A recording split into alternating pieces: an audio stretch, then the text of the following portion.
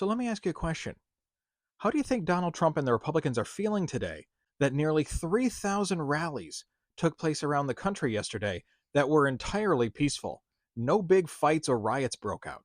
And Trump and the Republicans, like Mike Johnson, have been saying for weeks that these protests were going to be a day of hate and people showing how much they hate America. But we had millions of people around the country who were fed up with Trump and his regime, and no fighting broke out.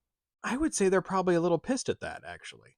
Because the more we continue to point out that they are the violent ones and they are the ones who are un American, I bet they can't stand the fact that millions of people came out yesterday to protest Trump and his fascist agenda, and it was entirely peaceful.